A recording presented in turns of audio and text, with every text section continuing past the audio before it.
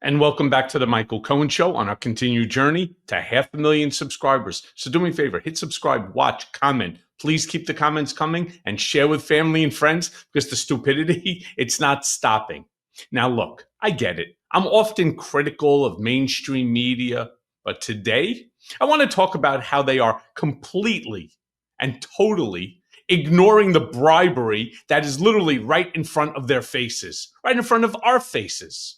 As my political beatdown co-host Ben Meiselas said this week, the two requirements, he's so right, for a Trump meeting these days is a fake deal announcement and a golden gift. The grift going on? I mean, literally, it should be front page news. The media, it's not even calling out the bribery that they are doing in front of our faces. You know who is calling out the bribery, the grift, the insanity? Ben and I. Play the clip. Every time Donald Trump holds a meeting now, some of the things that always have to happen is, number one, the person has to allow Donald Trump to announce a fake deal. So Tim Cook shows up, Donald Trump goes $600 billion. That's step one of the humiliation ritual that you have to go through. And step two, you have to give Donald Trump something gold. Like you literally have to give him like a golden, thing, a widget. Here's a gold. And so the CE is like right out of some freaking weird whatever. The CEO shows up with gold, whether it's a gold FIFA trophy, a gold medal. This is a 5-pound, 24-carat gold base. I mean, this isn't like gold paint like Trump talks about, right? You can't get gold paint, for example, in the Oval Office unless there's actual real gold in it. This is a 24-carat gold base with some disc made of glass that has Trump's name on it, that this design supposedly came from some veteran, right? And so it's a fucking circle with a hole in it, right, that fits into a base, which is made of 24-karat gold. But the funny thing is, I was watching this thing on television. All I kept watching was Lutnick and Besant staring at this gift being given by Tim Cook to the president. Talk about a grift. I mean, this is a fucking brick. And I could see Lutnick's eyes. He's like, where's mine? Where's mine? They all think that they're Donald Trump, that the grift extends to them. If you have the clip, it's definitely worth showing. Let's play the clip. Oh, you're the best. Would you mind if I step up? Yes, please. This bond was made here in the U.S., California, and this glass comes off the Corning line. It's engraved for President Trump. It's a unique unit of one. It was designed by a U.S. Marine Corps corporal, a former one, that works at Apple now. That's good. He's done well. Designed it for you. And the base comes from Utah and is 24-karat gold. And it sits, I'll take the liberty of setting it up. Wow.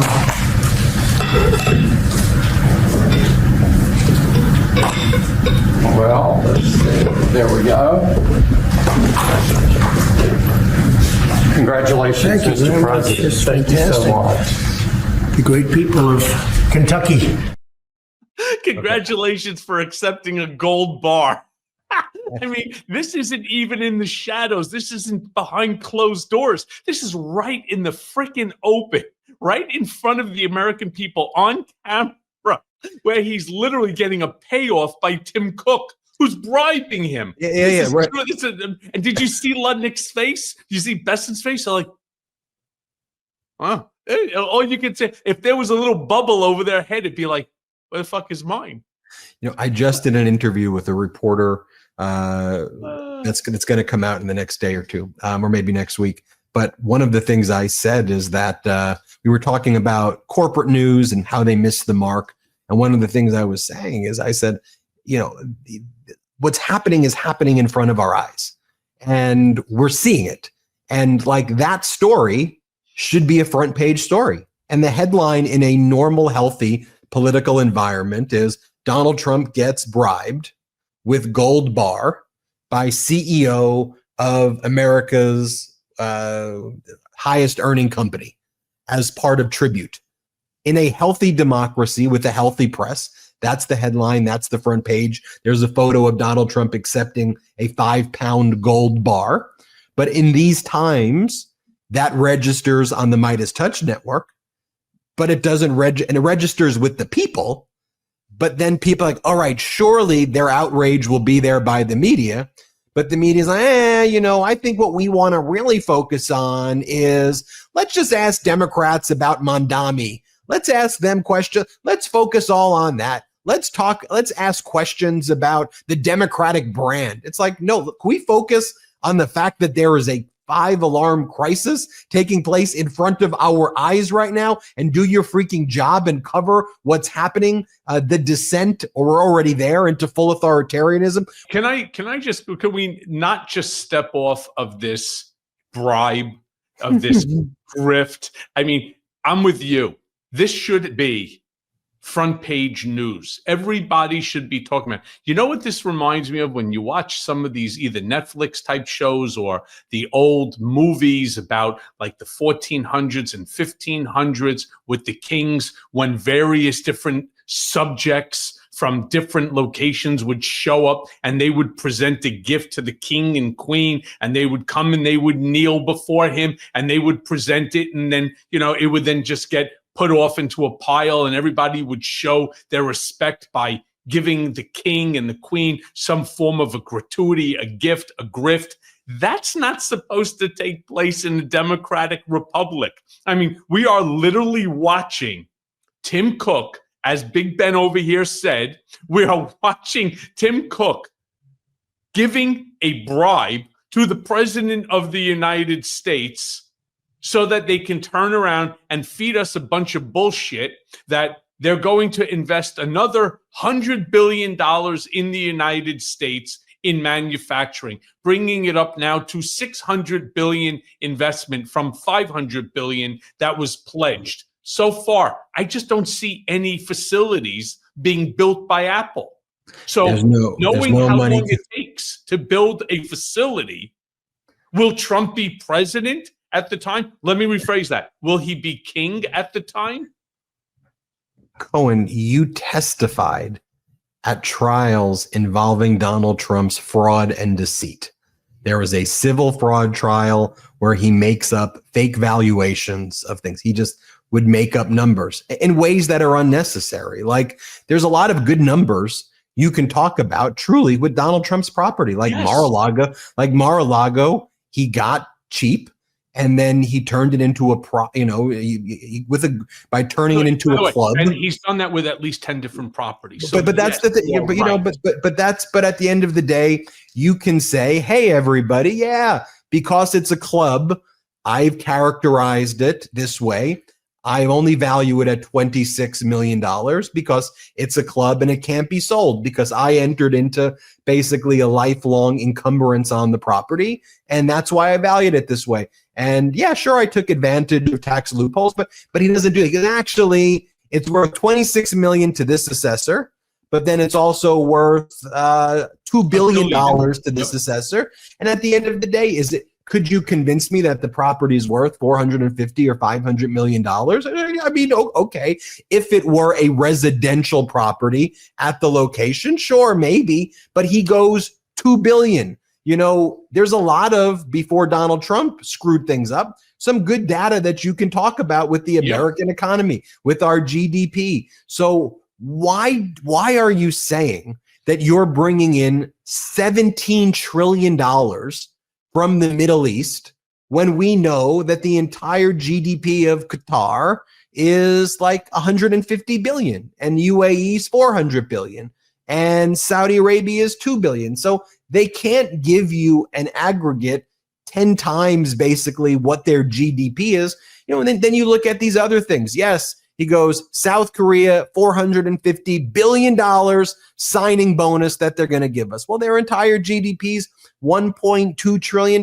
They can't practically do that. Okay. It's an impossibility. They say discretionary high interest loans at their approval without any guarantee. That's South Korea's side of it. Same thing with Japan. Trump's like, they are giving us a $550 billion signing bonus. With the European Union, Trump says, I already have the money. Europe gave it to me. I can do whatever I want with it. It's now mine right now, like as though that transaction has happened. And that hasn't happened. And now, to your point, Apple, he says, is giving him the same amount of money as the European Union, $600 billion. And again, we know that this is not happening. So ultimately too, you look at the market right now in the stock market, which is their only barometer for things being good, which looks kind of where it was, pretty stagnant to where it was when Biden left office. If you did nothing, Biden had the market on a track to grow significantly more than where it is. But Cohen, what I fear when you look at systemically our economy, whether you look at delinquencies and credit card debt right now, student loan delinquencies, the amount of student loans that are 90 days plus that are out that have not been paid. When you look at jobless claims, up 75% now than it was last year. When you look at groceries that are up, when you look across the board, when you look at housing prices, when you look at mortgage rates, when you look at the problems impacting our economy right now, let's not forget what triggered the Great Recession of 2008. It was subprime mortgages, right? And right now, my big fear is that we have 100 plus different traps that resemble subprime mortgage types of things, where any one of these things can become a massive issue. I'll toss it to you, Cohen. I sat out a business roundtable for CEOs the other day, and it wasn't just digital people. I was invited just listening to people and business leaders talk. And I spoke to people in the garment industry. I spoke to people who built, who release perfumes. I spoke to people in the reclamation business, recycle.